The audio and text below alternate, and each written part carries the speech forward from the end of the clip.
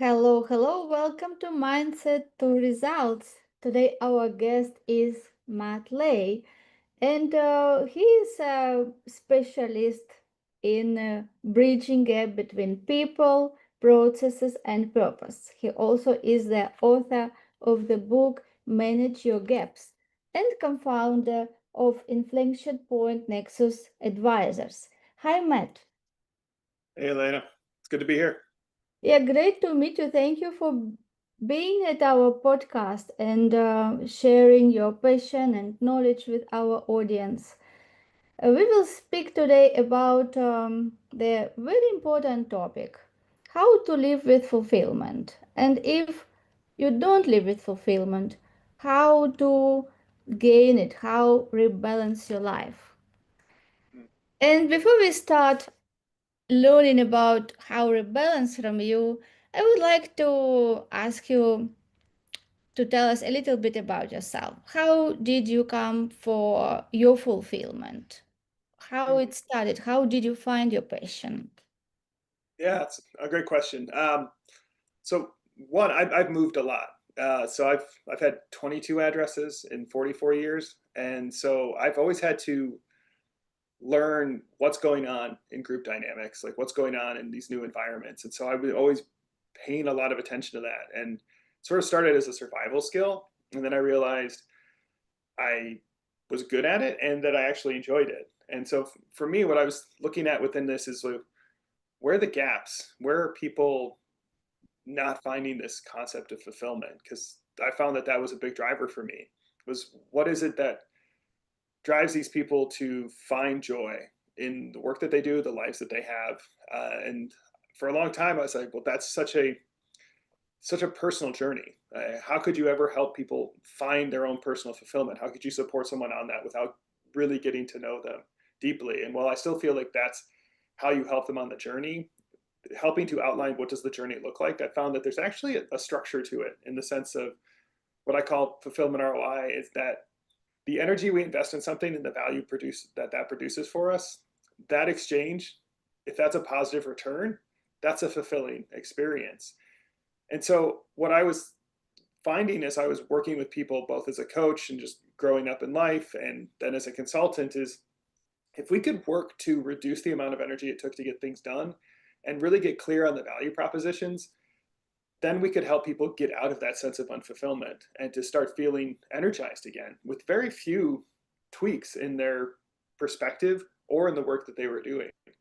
And for me, that was finding that I'm not wired for a 9 to 5. I'm an ebb and flow energy person.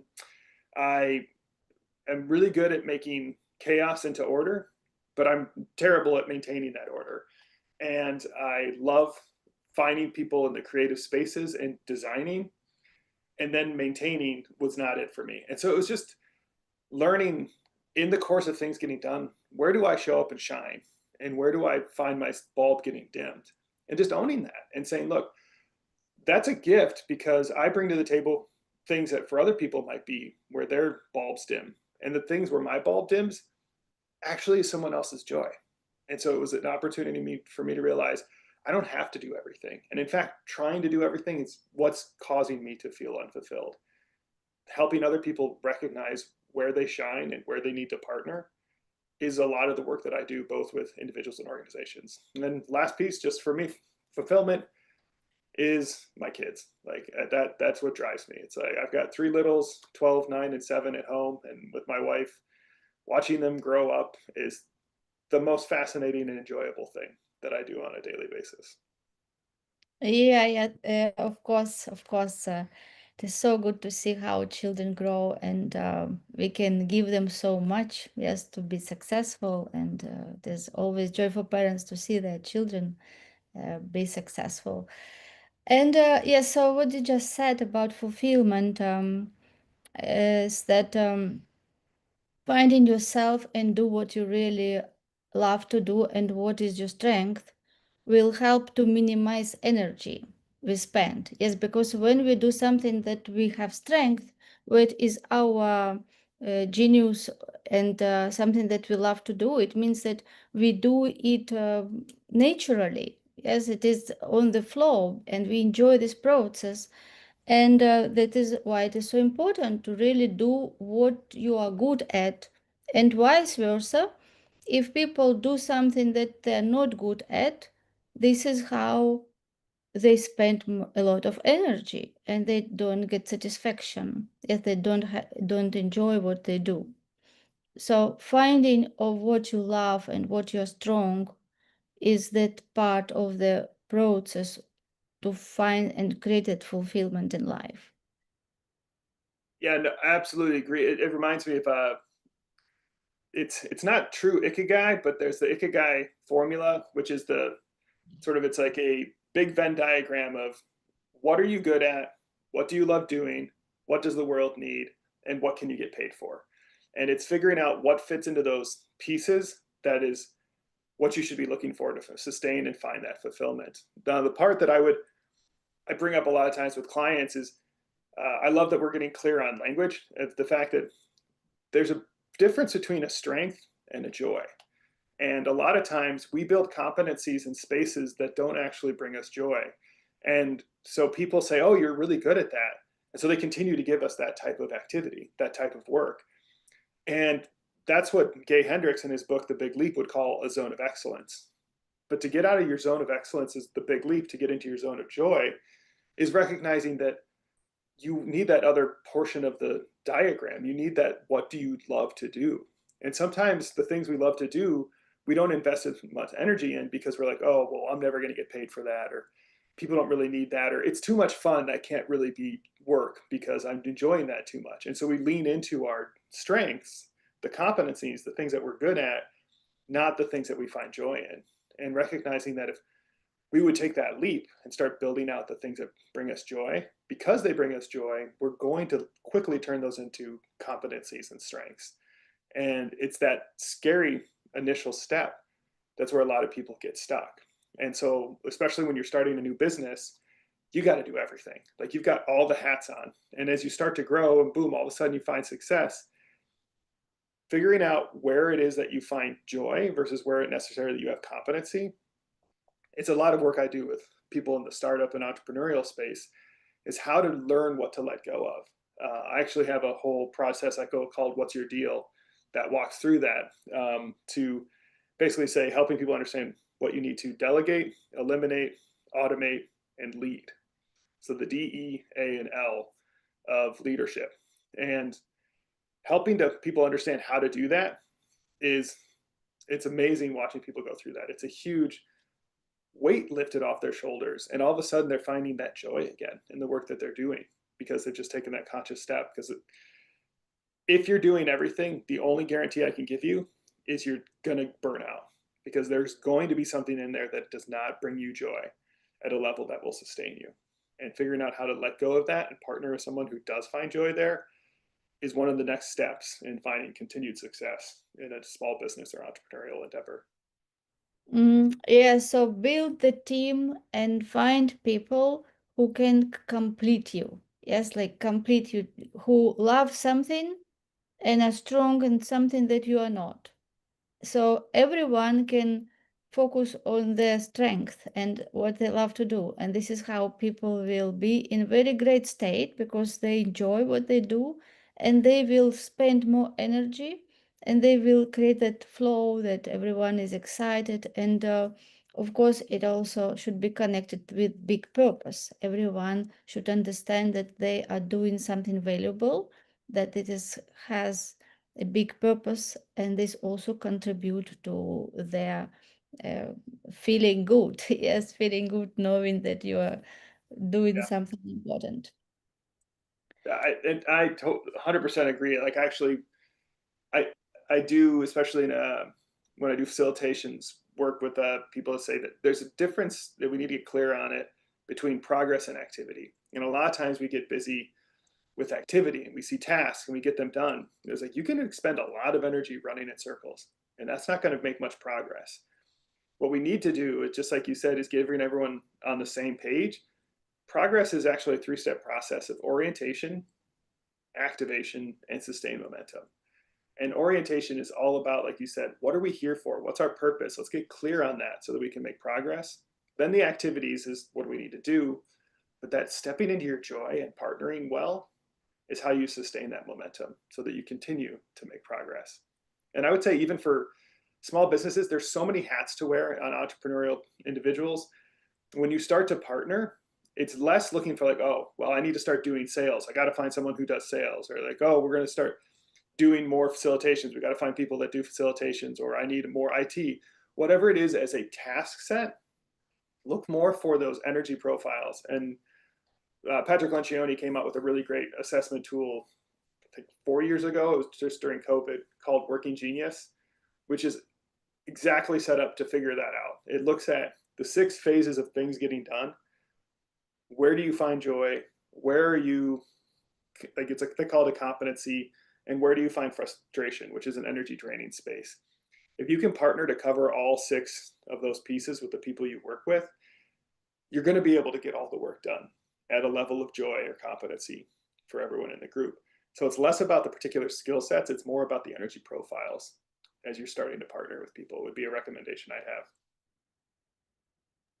Yes, and another thing that you said that also resonated with me so much, that you don't need to choose between doing what you love and making money. Because for some people, they have or they have, or they make money, they think, and when they focus on money, or they think that I have hobby, so when I make money, then I will do what I like to do. So instead of putting it together, it can be end. It can be focus on what you love to do.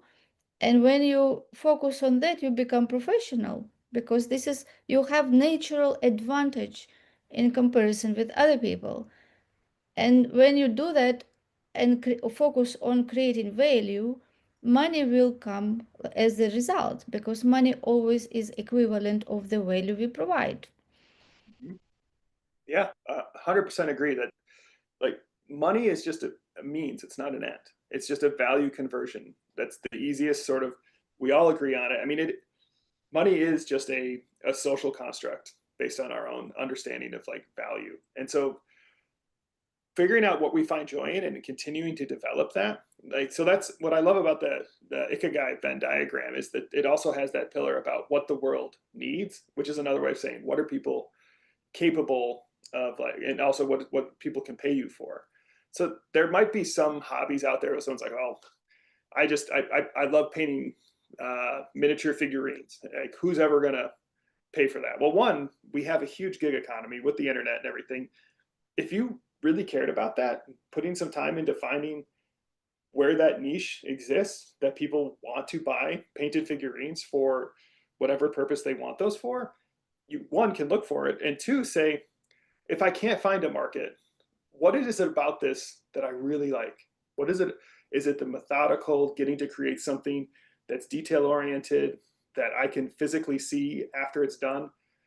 If you can name the aspects of the thing that brings you joy, then start saying what other things that people get paid for have a profile similar to this. And even if you have to come in at a lower level, the fact that you love the work that you're doing, one, it's not going to feel like work. And two, you're going to get good at it really quickly, because you're not just going to give the minimum. You're going to give your maximum because you're getting fed by the thing that you're doing. So your growth, like, trajectory is going to be much more of that hockey stick versus that linear slow growth. And so, oh, I don't want to leave my high paying job that makes me miserable so that I have to take vacations and I have nothing in my cup. What, again, it's like money is an exchange. You're exchanging all your value for something that doesn't sustain you, that doesn't bring you purpose, doesn't bring you fulfillment. And why? Like, why? What have we told ourselves that got us into this place that we say we have to do this? And getting to stop on that treadmill and have that conversation is a super scary space, but a massive unlock when we can figure that out. And then people can move forward. And frankly, doing that unleashes us to put so much more fulfillment into the world. And that's my goal. Is I just want to increase the total amount of fulfillment, because that will continue to move us as a community, humanity, the world forward. More humanity, more fulfillment, better existence. Yes, yes. It is all about awareness, yes. And when people understand that they can be happy, do what they love, and also be compensated in the best way, this is what makes their life more enjoyable, because all our life consists from moments like now. Yes, these moments which are just every day there is moment, and if we don't enjoy what we do, it means we don't live as we meant to live. And everyone is so unique and came to this planet with so mission. Yes, everyone is different and everyone has those unique talents and gifts. So for me, fulfillment and success in life means to recognize who you are, what is really your strength, what you're good at, and what value you can provide, what you can bring that doesn't exist yet. It's because we are very creative, but our creative power only comes to place when we want to use it. It's like muscles. Yes, when people just live thinking that they have to work to make their pension, and then when they retire, they just can do what they love. This is there is no place for creativity. It is more like conditioned behavior, automated patterns, every day the same thing. Like people can work 20 or 30 years, go in the same office, seeing the same people. Yes, so it is not so much creativity. And Mhm. we, like most people, don't use this so huge talent. Yeah, and I want to call one caveat out in this is that you could go through this work and realize what I'm doing right now is actually what I want to. It's worth it to me. It's worth it to me to be in this job that maybe isn't it's self fulfilling, but I get enough value out of it that there's still something in my cup that I go home and I can do the things that I want to do. I'm not going into these situations telling people, oh, what's going to happen at the end of this is you're going to realize you're not in your dream job and you're going to quit and you're going to go do something totally different. That's always a possibility, but it's just asking the question and letting go. And it's just saying, being honest with yourself, are you fulfilled in what you're doing? And if not, then it's either taking way too much energy to get it done or it's not providing you enough value. If we can figure out how to reduce the energy it takes or increase the value proposition, you could stay right where you are and find that fulfillment. It's just taking the time to ask that question. And I think a lot of times we've been sold this path that security, individuality, autonomy, climb this mythical corporate ladder for a lot of people. That's what success looks like. And it's just taking that step back to say, I'm achieving success, but I don't feel fulfilled. Then I was like, well, then I think your definition of success is altered and it's not functioning for you anymore. So let's sit down and figure out what is the success that you're going after and why is it not feeling fulfilling? And once you unlock that and start looking at, well, what is success, which is a sense that purpose, what am I driving towards? What's this metric that I can look at and say, yeah, I've quote unquote made it, or I'm where I want to be, or I'm in the right zone, or however you want to define it, that success metric. If you're not feeling fulfilled, I would guarantee you your success metric is not accurate at this point in time. So helping unlock that, and you literally you could stay in that 9 to 5 job for 20 years, working with the same people, and be like, this is who I want to be. This stability is really important to me. This providing for my family in this way is really important to me. That provides enough value that the energy it takes me to do this job is worth the exchange. That still makes it fulfilling. And so I just want to be very clear that the goal is not to tell everyone if you work a 9 to 5 job, 20 years at the same place, you're failing at finding fulfillment. Not the goal at all. It's just have you asked yourself the question, and if you're not feeling fulfilled, let's have that conversation. What is it that defines your success, and where are you missing either the value propositions or expending way too much energy to get things done? And if we can unlock that, if you keep doing the same stuff and find fulfillment, kudos to you. That's fantastic. I just want people to feel fulfilled wherever they are. Yes, of course, for everyone, success is different. Yes, success. I like the quote of old Nightingale, who said that success is the progressive realization of the worthy ideal. So decide what is worthy ideal, like what is that big goal for you that worth your life, that worth your time, your efforts, and go for it. Even 1% every day. Just become better towards your goal and you're already successful. So success is not something that you come to the top of the mountain, yes, achieve that big goal. Success is every day in every step, and this is the growth process when you look back and say, oh, today I'm better than I was yesterday or a week ago. This is already success, and important to really enjoy your life. Yes, enjoy the process, because it is not about the goal itself, but it is mostly about who you become on the way to your goal. Yeah, that's powerful, and I love that. Like, I like talking about success as like a North Star. It's an orientation, and what it does is it helps you define where your horizon is. And you're never going to arrive at your star, but you can always orient towards it.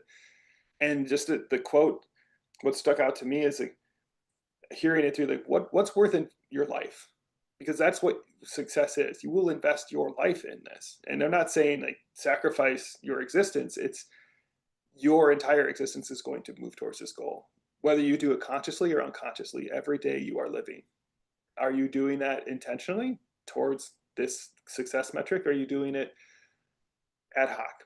Are you doing it unintentional, waking up every day and showing up somewhere else? Without that purpose, it's really hard to find that success. And without that success, it's really hard to find fulfillment because the value proposition isn't there. Yeah, so let's speak now about how rebalance. Yes, how what are the gaps that we can bridge and how rebalance our life? Yeah. So I'd say the first question is like, do I need to rebalance? Is do you feel fulfilled? And that's asking like, do you feel like you're pouring from an empty cup? And if the answer is yeah, I do. I feel like I'm just exhausted at the end of every day, and I struggle, and I have always have a case of the Mondays, and it's just you have all the signals that say you're just not fulfilled, however you want to define that. And it just comes back to the formula of okay, like, so I've got the fulfillment formula and I got the fulfillment ROI. The fulfillment ROI, starting with, is just that energy in to value out. Where aren't you finding value in what you're doing? Oh, I'm just in my job. It's just like I show up. If I went away tomorrow, no one would care. Okay, so you're not finding value in the work that you're doing. Can we figure that out so that we can find some value? Or it's just like the business is growing so quickly and there's just so much to do. I'm putting in 80-hour weeks and I just never get to take a day off. And I just feel like I'm anchored or I'm chained to this job, and it's suffocating me. Okay, that's a lot of energy that you're investing into the work that you're doing. Let's figure out how to reduce that. And that's looking at, do we need to partner in different ways? That's where I would use what's your deal, that process to figure out what to delegate, eliminate, automate, and lead, to say there's so much on your plate. Let's figure out how to better set up what you have in front of you. And then the fulfillment formula is taking a step back and saying, what is it you're trying to achieve? Nobody starts out a business without a goal. Like, no one invests that energy to say, hey, I'm going to do something. Like, you have to have a vision, you have to have a purpose, at least for yourself when you step into that. And if you're saying, well, it's just to make more money, I would challenge and say, again, money is just a means, it's not an end. Make more money so that. And so, like, I have people go through what I call, it's basically the 5 whys, but a softer version. I just call it so that. So you like, I want to make more money. Okay, so that I can provide for my family. So that, ask that 5 times, you start to get to what I'd call the more foundational values that you're driving towards. And when you start laying those out, put them into a formula and say, which one's the most important? Which one are you solving for? And then what do you need to do with the other 3 to 4 variables to achieve that? So, like, case in point for myself, I thought autonomy was my biggest value. That's why I'm not in a 9-to-5 job. That's why I'm a consultant and a coach. I wanted autonomy to work with the clients I wanted to work with, to set up my schedule that I wanted. And I realized that actually autonomy, while it's really important to me, isn't the variable I solve for. Impact. Because I found I had a lot of autonomy when I started consulting. What I didn't have was a lot of impact because I didn't have a lot of clients. I didn't have a lot of people I was working with. So I was creating a bunch of solutions, but I wasn't feeling fulfilled because I realized all of that autonomy, if it doesn't feed my ability to create impact, wasn't providing me fulfillment. And so I'm willing to sacrifice some autonomy to get me a larger amount of impact.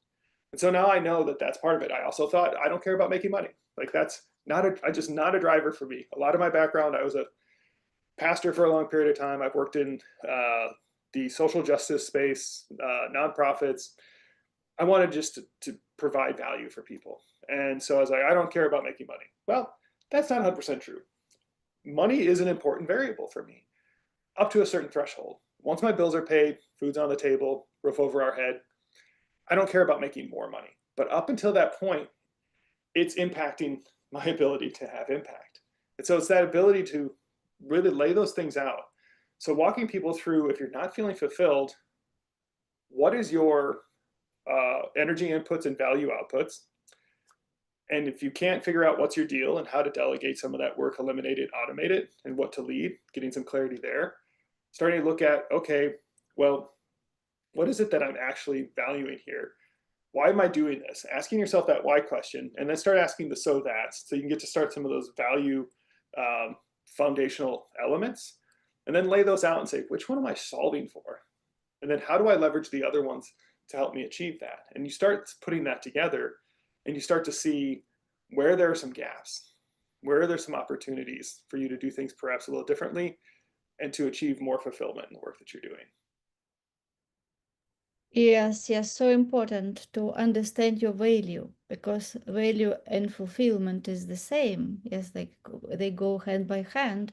So if you do already, like in business or in corporate, you can start asking, what is my value? And then you see, there is a gap between what you do and what your value is. So then you see what you can do that it will be together. Yes, your business, and with your business you will go to fulfill your values. Yeah, because this is what brings satisfaction, right? Satisfaction, and that again, as money is energy and it is equivalent of the value we provide. So this is important to understand what is value for me, yes, and where I want to move to provide that impact. Yeah, and it's like you said earlier, just it's that self-awareness. The more you can have that conversation and build that up, and I that's why I became a coach, is to be better at helping people have those conversations. And even if you're not working with a coach, just finding an accountability partner, like having someone to have a conversation with, especially when you're in those transition points, like starting a new business. If you don't have a partner actually starting with you, who can you talk to or join a group? Like I'm a part of the small business owners community, and that's a huge space just to talk to other people that are starting businesses, not to specifically network, but to lean on each other because their logo and the motto is "Don't grow it alone." So that's fantastic. And just as you're doing that, staying open, reading, finding assessments, other pieces, like, and frankly, for small businesses, why I in part wrote the book. So the whole title is "Manage Your Gaps: Reclaiming the Awesomeness of Management." Is one of the pain points I found for small businesses that I've worked with is you start a business and you have a value proposition, which is a vision, which is a leadership activity. And you have some sort of service or product that you deliver, which is a contribution level activity. There's no management really required to start. Maybe some self-management, but it's all in your head, so it's pretty easy to keep track of all of that stuff for majority of people. Success happens and all of a sudden you grow. And the skill set that you never really had to leverage when you have 3, 4, 5 people in your organization is this concept of management. And if you've bought into the narrative that you're the leader, you're the founder, you have to do everything, you have to be in charge of everything, you get stretched really thin. And very few people are good at leadership, management, and contribution all at the same time. So helping them understand, small business owners, as you achieve that success and you start to feel that burnout, one of the big causes for that is all of the management that you didn't sign up for when you started the business that is now part of your narrative. And if you can't figure out how to let go or step into and let go of something else, that space, it's going to bring you down. And that's why, they have those magic numbers after 3 years, 5 years, and 10 years. We lose so many small businesses. I really think that the reason is if you've been around that long, you've probably found some success and you've grown into a space where you need management, but nobody ever told you what that was. And nobody told you how to differentiate it from leadership or contribution and how you as a founder should step into this new area of work. So helping unlock that is one of the big things I get into in the book, because it's a space where I think a lot of founders lose that mojo, lose that momentum, lose that fulfillment in the work that they do. Yeah, so true, so true. Uh, and what else you would like to share with the audience? Maybe some other tips how to manage themselves. As you said, when we start business, we have to be leader for ourselves. We have to learn to lead ourselves well, right? And when we lead ourselves, then we can lead others. Yeah, I'd say for a small business, working genius, you can do it on your own. It's actually the most intuitive tool. So I'm going to talk myself out of a job here. I'm a Working Genius facilitator, but if you go to workinggenius.com, you can do the assessment yourself, have your team take it, look at your team maps. It's going to be very clear on where some of the gaps are and where some of the spaces of struggle and lack of fulfillment are probably coming from. And then just for continued tips, I'm very active on LinkedIn, so you can follow me there. Or IPN Advisors, Inflection Point Nexus Advisors is also very active. And if you want to just get a download of the book, just to kind of get a taste of it, the first 4 chapters are free for download at manageyourgaps.com. So that'd be a great starting point for people. Thank you so much, Matt. Yes, for your expertise and sharing at our podcast. I'm sure our audience would love to connect with you, and we will put all your links and book where they can find in description of this video. Awesome. This was a great conversation. Appreciate it. Yeah, I'm looking forward to see you again in our future podcast episodes. It'd be great.